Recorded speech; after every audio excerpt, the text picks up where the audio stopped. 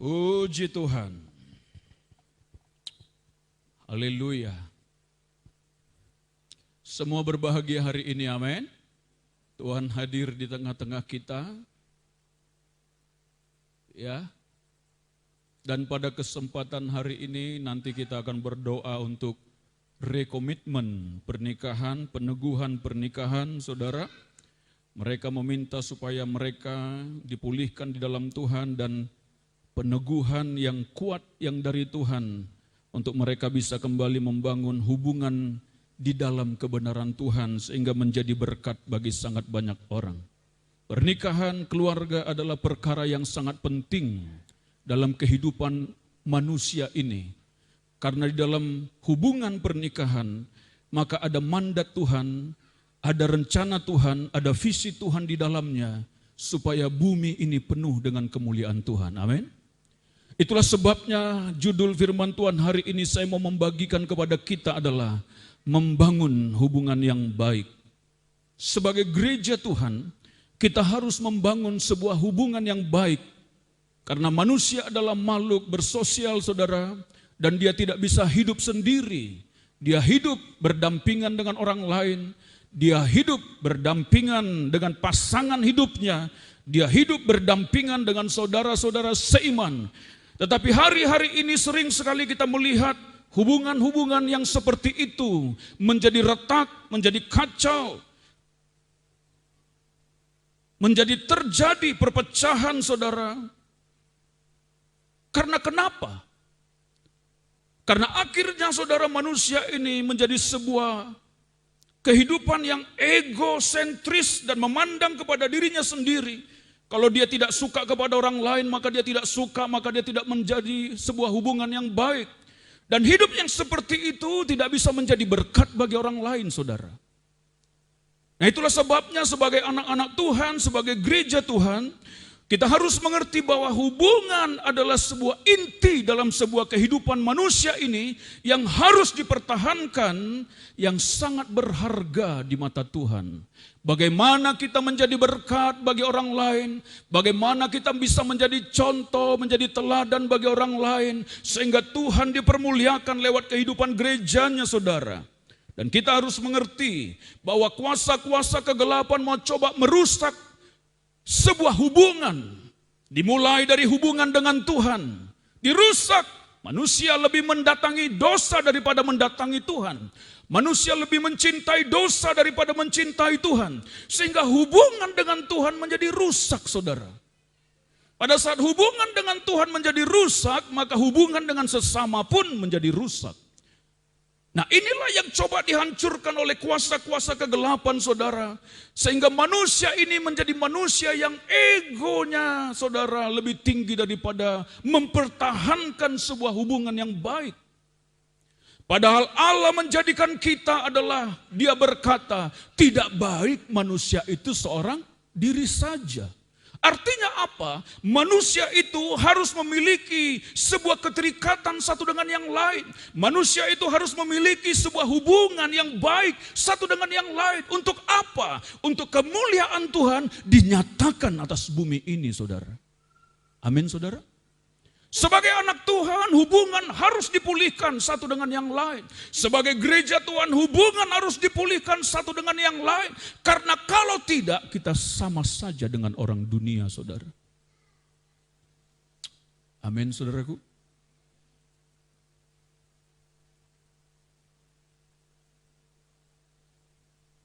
Kita membaca Ibrani pasal 12 ayat 14 sampai dengan ayat 15. Ibrani pasal 12 ayat 14 sampai dengan ayat 15.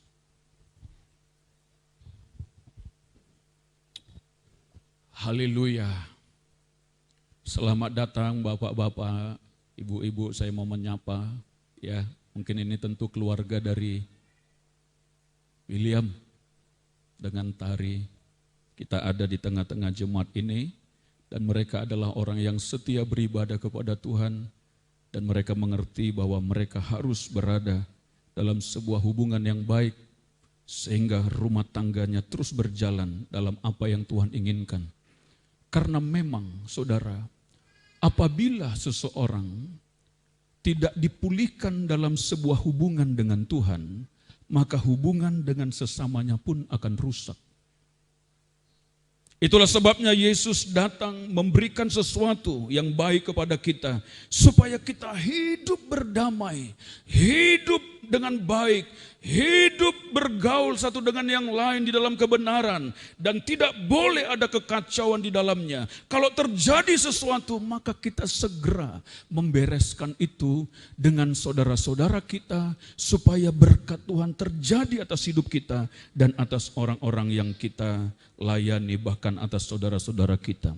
Ibrani pasal 12 ayat 14 sampai dengan ayat 15, mari kita bersama-sama membaca dengan suara yang keras yang siap, katakan amin. Ibrani 12 ayat 14 sampai dengan ayat 15, 1, 2, 3.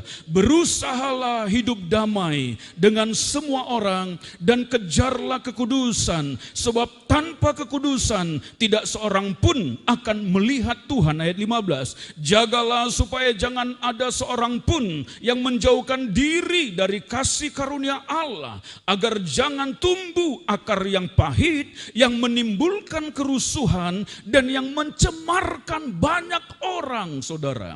Ya, saya bacakan sekali lagi untuk kita semuanya, saudaraku yang terkasih jemaat Tuhan. Berusahalah hidup damai dengan semua orang. Berusaha, usahakan, saudara. Dan kejarlah kekudusan, sebab tanpa kekudusan tidak seorang pun akan melihat Tuhan. Ayat 15, perhatikan. Jagalah supaya jangan ada seorang pun yang menjauhkan diri dari kasih karunia Allah, agar jangan tumbuh akar pahit yang menimbulkan kerusuhan dan yang mencemarkan banyak orang, saudara. Firman Tuhan berfirman bagi kita, berusahalah hidup damai dengan semua orang. Apa pengertiannya? Bahwa kita harus membangun sebuah hubungan yang baik dengan semua orang. Kita harus menjadi sebuah contoh, sebuah teladan, gereja, anak-anak Tuhan yang menjadi berkat bagi sesamanya, yang menjadi berkat bagi orang lain, yang menjadi berkat bagi sangat banyak orang, bahkan semua orang dimanapun kita berada. Itulah sebuah contoh teladan yang bisa dinyatakan kepada banyak orang, yaitu lewat saudara dan saya sebagai anak-anak Tuhan, bahwa kita hidup berdamai dengan semua orang. Dunia ini sedang hidup dalam kekacauan, kerusakan, dia pukul sana sini, berbuat jahat, tidak memperdulikan lagi bagaimana orang lain, saudara. Dia hanya memandang bagaimana kesenangan dirinya, dia hanya memandang bagaimana saya pokoknya berbahagia, saya pokoknya bisa sukses, tidak peduli dengan orang lain. Dan dia mencuri segala sesuatu dari orang lain dan tidak memperdulikan sebuah hubungan yang baik. Itulah keadaan dunia hari-hari ini. Tetapi firman Tuhan berkata, berusahalah kamu hidup berdamai dengan semua orang. Amin, saudara. Membangun hubungan, sekali lagi saya beritahu, hubungan sangat dihargai oleh Tuhan. Hubungan dengan Tuhan, hubungan dengan pasangan suami istri, hubungan orang tua dengan anak-anak, anak-anak dengan orang tua, hubungan saudara seiman dalam gereja Tuhan, saudara, hubungan dengan orang lain di luar gereja, harus kamu usahakan berdamai dengan semua orang. Itulah contoh kehidupan anak-anak Tuhan. Amin, saudara. Ya. Kejarlah kekudusan. Artinya apa? Jangan ada akar pahit dalam hidup kita. Kalau berbicara kekudusan bukan hanya berbicara sesuatu dosa yang sepertinya kenajisan, saudara. Kalau berbicara kekudusan bukan berbicara bahwa kita hidup, saudara, ya kan, sepertinya berbaju putih dan semua segala macam, saudara. Bukan maksud saya baju putih nggak boleh. Tapi yang Tuhan lihat, hati. Apa, saudara? Hati. Dari hati inilah terpancar kehidupan. Dari hati inilah orang akan bertindak, mau seperti apa dia bertindak, saudara. Hati yang jahat akan menghasilkan buah-buah yang jahat. Hati yang jahat akan mengeluarkan perbendaharaan-perbendaharaan yang jahat. Kata firman Tuhan, saudara. Dia tidak bisa memungkiri keberadaan tindakan dan perbuatannya, saudara. Karena itu akan terpancar dari hati. Kalau hati mengasihi semua orang, maka dia akan berbuat baik kepada semua orang. Kalau hati mengasihi Tuhan, maka dia akan menyenangkan hati Tuhan. Kalau hatinya saudara penuh dengan kebobrokan, kebencian, maka dia akan mengeluarkan kebencian-kebencian kepada orang lain. Pasti.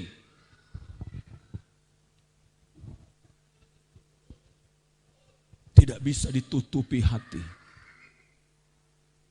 Jadi berbicara tentang kekudusan adalah berbicara tentang sebuah sikap hati yang benar di mata Tuhan, terhadap sesama, terhadap suami istri, terhadap anak-anak saudara. Jangan tumbuh akar pahit, kata firman Tuhan ayat 15-nya tadi, yang bisa menimbulkan kerusuhan dan kecemaran banyak orang. Mencemarkan lo. Halo? Coba dengarkan saudaraku yang terkasih. Pada saat seseorang memegang atau memendam sebuah kebencian dan kepahitan dan akar pahit dalam dirinya, maka itu akan merepotkan orang lain, saudara. Itu akan membuat kerusuhan dan kekacauan. Inilah yang disenangi oleh roh jahat. Hati-hati. Anak-anak membenci orang tuanya, penuh dengan akar pahit, sehingga dia tidak bisa melayani orang tuanya dengan baik. Cekcok, berkelahi, bapak, anak, berkelahi, saudara. Saudara pernah dengar anak pukul bapaknya?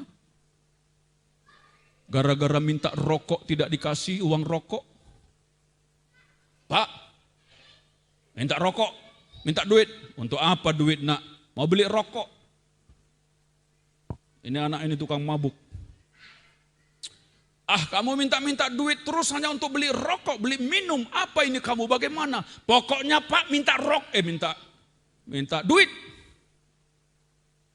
Minta duit sekarang. Tidak usah, tidak mau saya. Apa ini ya, berani ya? Tidak kasih saya duit ya? Minta duit. Tidak, saya tidak akan kasih kamu duit hanya untuk begitu-begitu saja. Aku bilang minta duit. Bang, dipukulnya bapaknya loh. Sampai tanggal gigi bapaknya itu.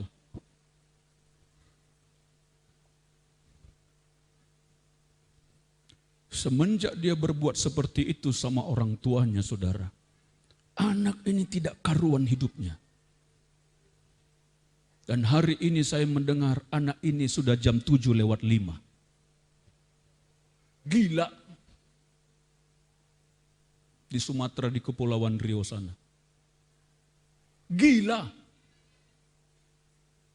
Orang yang memendam akar pahit berani berbuat sesuatu, saudara, tidak baik kehidupannya.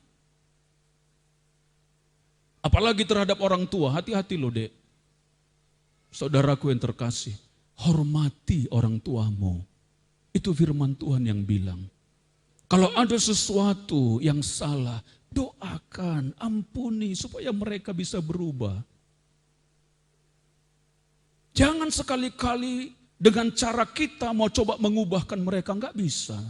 Kamu enggak bisa merubahkan hati dan perbuatannya dengan cara kamu melawan orang tua, enggak bisa. Hanya bisa dengan doa dan perbuatan baik. Suami istri hari-hari ini, nah ini saya mau bagikan ini sebenarnya. Belum datang ya mereka ya.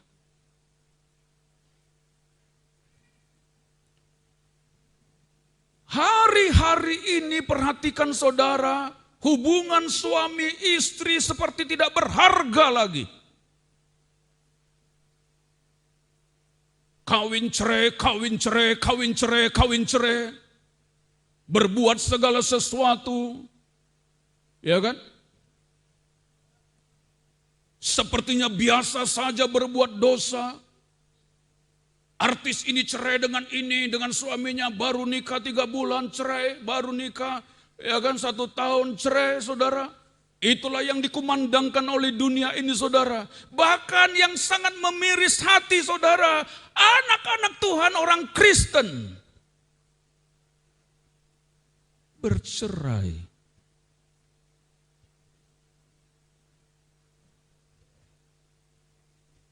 Kenapa? Inilah yang menjadi kesenangan bagi kuasa kegelapan. Memerusak semua hubungan sehingga kemuliaan Tuhan menjadi tidak nyata atas kehidupan manusia ini, saudara. Dirusak dari hubungan dengan Tuhan, dirusak dengan hubungan pasangan suami istri, dirusak hubungan dengan anak-anak, dirusak lagi hubungan dengan saudara seiman, saudara. Hahaha, itu iblis bilang. Ke gereja lah kau, ke gereja. Tapi tidak usah kau berubah. Hahaha, gitu dia.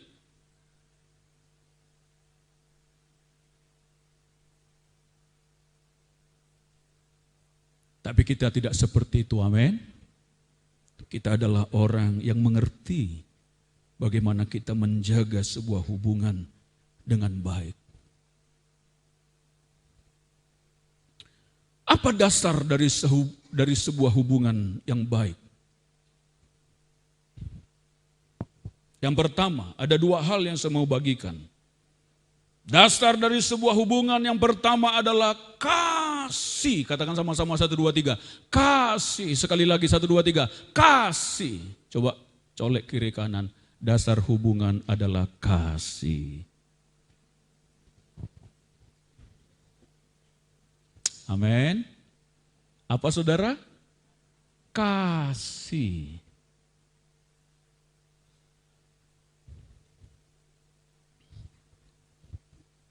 Kasih tidak bisa dibohongi. Kasih menjadi sebuah landasan untuk sebuah hubungan, saudara.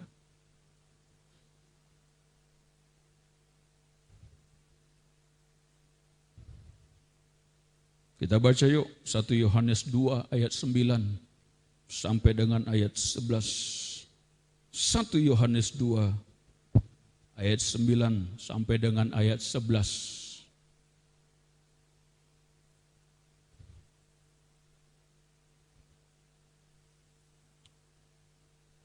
Kita baca bersama-sama, yang siap katakan amin.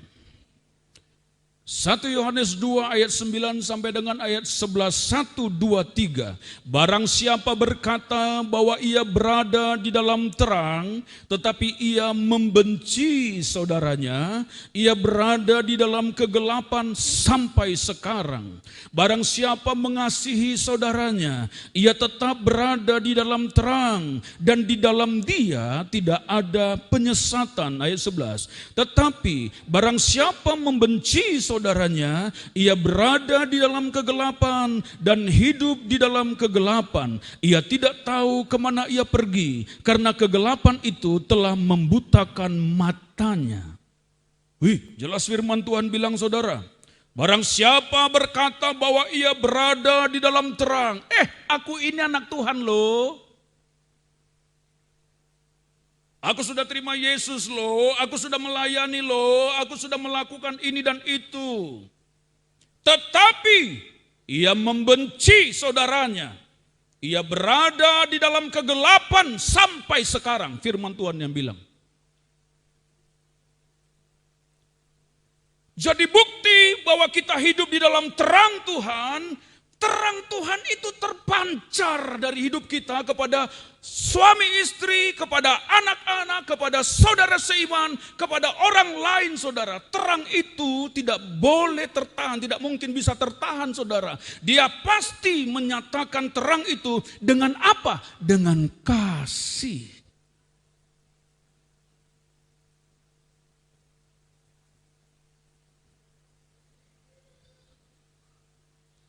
Dia tidak tahan kalau ada sebuah kebencian kepada orang lain. Apalagi kepada pasangan hidupnya.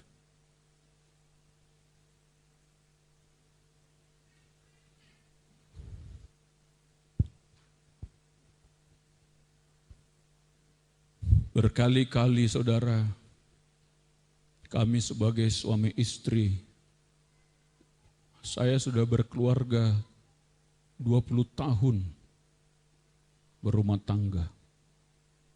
Anak sudah kuliah tahun ini. Tapi pada saat terjadi banyak perkara yang proses pembentukan untuk kita terus mengarah kepada Kristus. Dan sering sekali kita harus bereskan. Minta maaf, saling mendoakan. Itulah suami istri.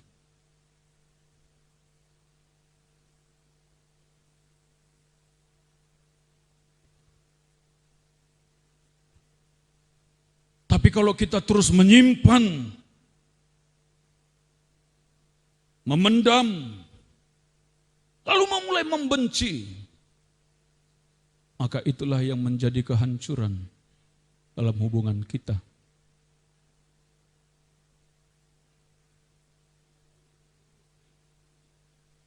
Kami melayani banyak hubungan suami istri. Ada yang sudah hampir bercerai, sudah kumpul satu keluarga. Ada yang baru menikah lalu ditinggalkan.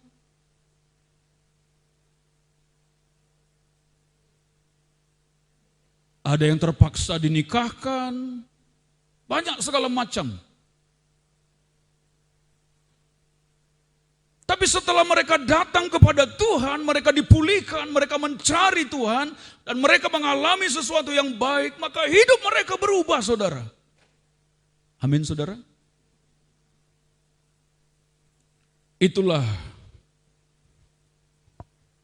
yang Tuhan mau terjadi dalam kehidupan kita.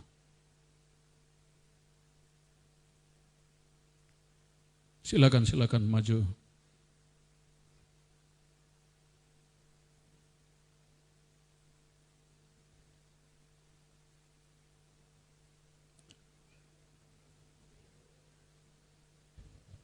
Ini keluarga lama, sudah menikah, punya anak, tapi menjadi keluarga baru di dalam Tuhan. Beri kemuliaan bagi Tuhan, haleluya. Ini luar biasa. Ini sebuah contoh yang harus kita mengerti, saudara. Mereka saling mencintai, saling mengasihi, saudara. Ya, sehingga mereka minta supaya mereka diteguhkan kembali dalam pernikahan mereka. Mereka minta supaya mereka dibawa di dalam doa, kembali ngambil sebuah komitmen. Kenapa ini harus terjadi? Karena memang saudara, rumah tangga sangat dihargai oleh Tuhan. Amin, saudara. Keluarga, rumah tangga adalah sebuah rencana Tuhan atas hidup manusia, di mana lewat kehidupan rumah tangga saudara dan saya, dan saudara nanti yang belum berumah tangga akan berumah tangga, lewat kehidupan saudara maka ada sebuah visi kemuliaan Tuhan yang dinyatakan. Dan kita tidak boleh gagal dalam pernikahan, saudara. Kalau terjadi sesuatu yang buruk, maka segera lari kepada Tuhan, datang kepada Tuhan, maka pemulihan pasti terjadi. Amin, saudara. Itulah yang Tuhan mau. Iblis mau coba merusak segala hubungan kita dengan sesama. Yang pertama dia rusak adalah hubungan dengan Tuhan. Manusia jauh dari Tuhan, saudara. Hubungannya tidak baik dengan Tuhan. Manusia sekali lagi seperti tadi memilih dosa daripada memilih Tuhan. Manusia lebih memilih kesenangan-kesenangan dan cita-citanya, saudara. Kesuksesannya pribadi daripada hubungan suksesnya dengan Tuhan, saudara. Dengarkan baik-baik. Pada saat manusia rusak hubungan dengan Tuhan, maka hubungan dengan sesamanya pun pasti rusak.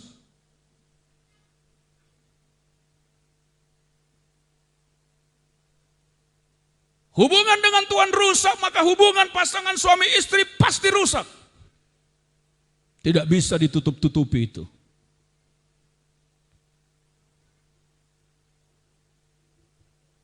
Sepertinya baik di mata manusia. Oh, baik-baik aja. Tapi kalau masuk kenal lebih dalam, kami punya keluarga yang begitu. Sudah 20 tahun lebih, satu rumah, tapi tidak satu kamar. Apakah ini yang kita katakan hubungan yang baik? Apakah ini cinta yang sejati? Apakah ini ada kasih di dalamnya? Tidak. Iblis mau coba merusak, menggerogoti, menghancurkan supaya semuanya menjadi hancur. Tapi dengarkan baik-baik. Apa yang menjadi dasar dan landasan dari sebuah hubungan adalah kasih. Amin, saudara. Kasih. Jangan timbul akar pahit, jangan timbul kebencian, karena itu akan menjadi kekacauan dan kecemaran bagi banyak orang, terlebih bagi kehidupan kita, kata firman Tuhan. Kasih Kristus adalah dasar dari sebuah hubungan, khususnya dalam hubungan suami istri dan hubungan dengan sesama. Kasih Kristus. Saudara, dengarkan baik-baik. Tidak ada pemulihan hubungan kalau tidak datang kepada Tuhan.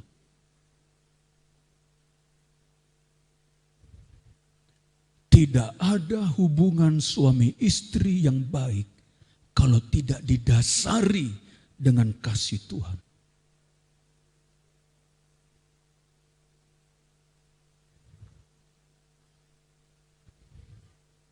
Efesus 5, kita baca yuk. Efesus 5. Ayat 33.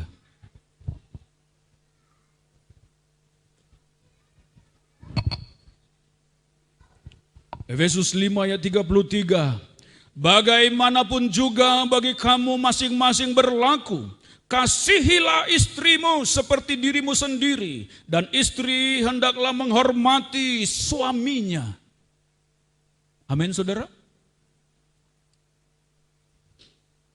Ini untuk yang sudah berkeluarga. Tapi yang belum berkeluarga nanti pegang firman Tuhan ini. Ya kan?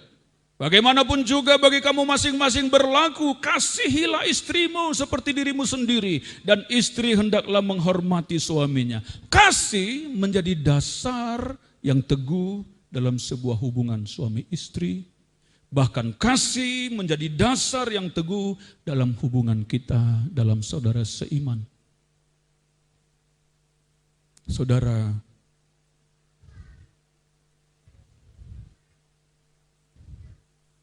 apakah kasih itu?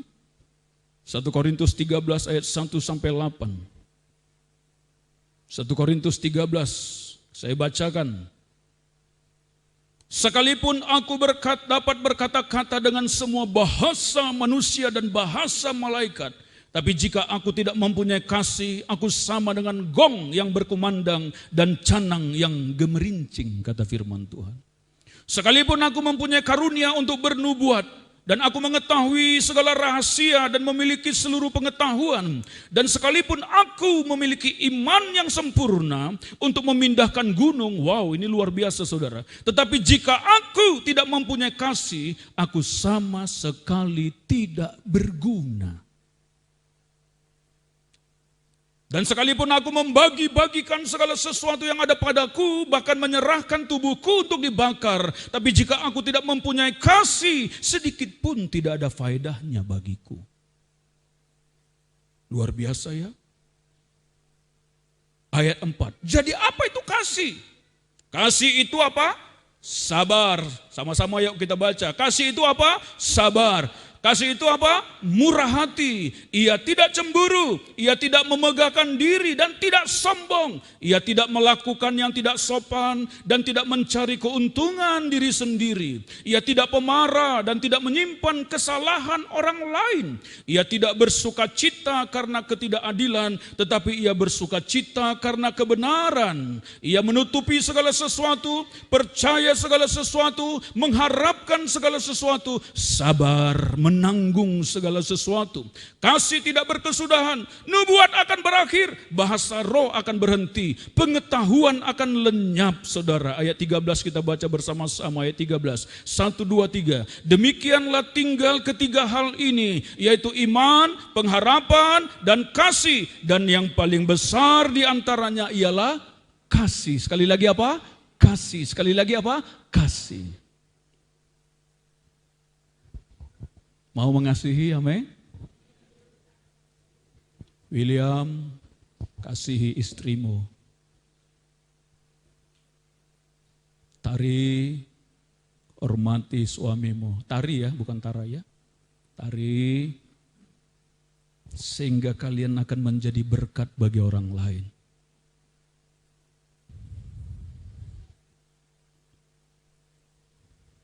Ada visi Tuhan dalam keluarga.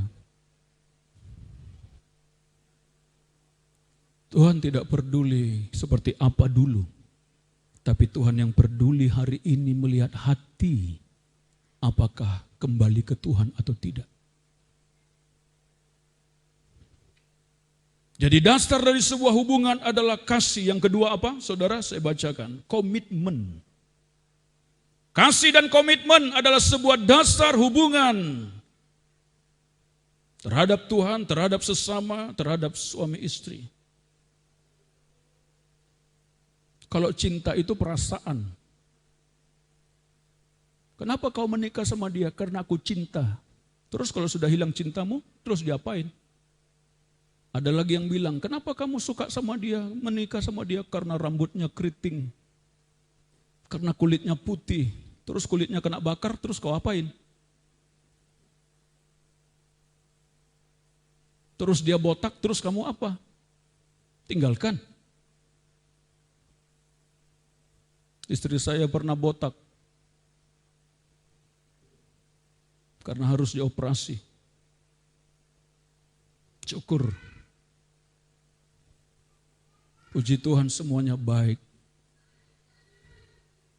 Pada saat kami pulang dari Banjar sampai ke sini, saya pun mencukur kepala saya. Supaya sama-sama botak.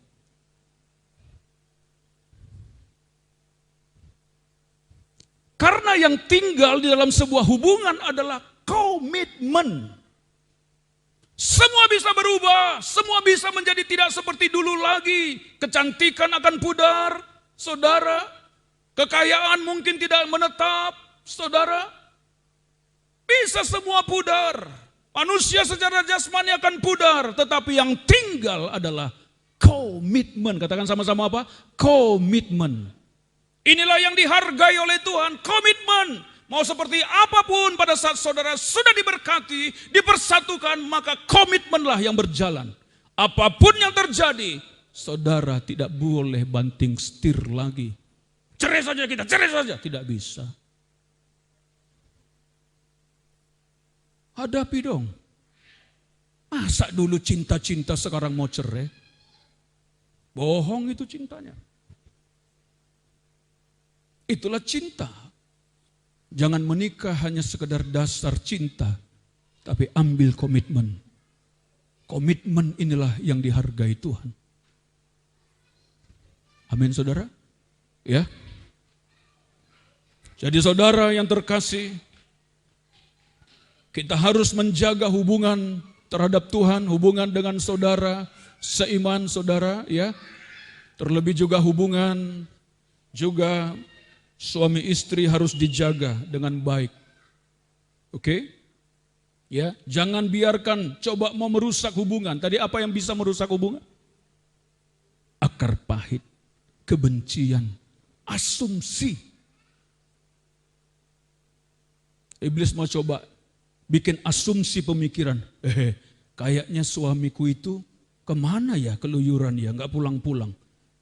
Mungkin dia begini, mungkin itu asumsi. Kalau kita percaya asumsi, asumsi adalah sebuah kira-kira bukan fakta.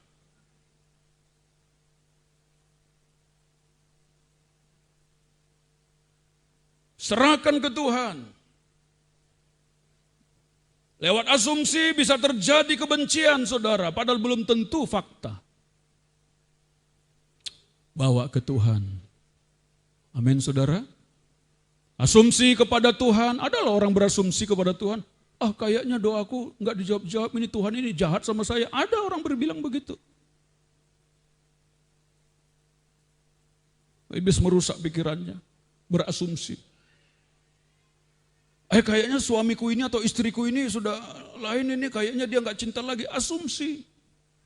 Jangan berjalan dalam asumsi, saudara. Kayaknya saudaraku itu mau meninggalkan aku itu. Kayaknya dia mau berbuat jahat itu sama aku itu. Kayaknya itu kan asumsi. Kalau dengan asumsi lalu saya ngomong ke sana, ngomong ke situ, ngomong ke sana, saudara, itu bukan fakta. Saya sedang menyampaikan kebohongan-kebohongan kepada orang lain. Hubungan dirusak. Saudara, saya mau kasih tahu. Apapun yang sedang kita hadapi, hubungan harus dijaga. Bereskan semua dengan Tuhan. Bawa semua kepada Tuhan. Amin, saudara. William, Tari, kalian orang yang luar biasa. Saya bangga karena kenapa? Karena kalian mau meresponi apa yang Tuhan inginkan. Pemulihan dalam keluarga. Biarkan berkat Tuhan yang turun. Diteguhkan kembali. Dan biarkan Tuhan yang memimpin rumah tangga. Berjalanlah dalam kebenaran. Maka semua akan menjadi baik. Nanti yang lain yang mau diteguhkan, silakan.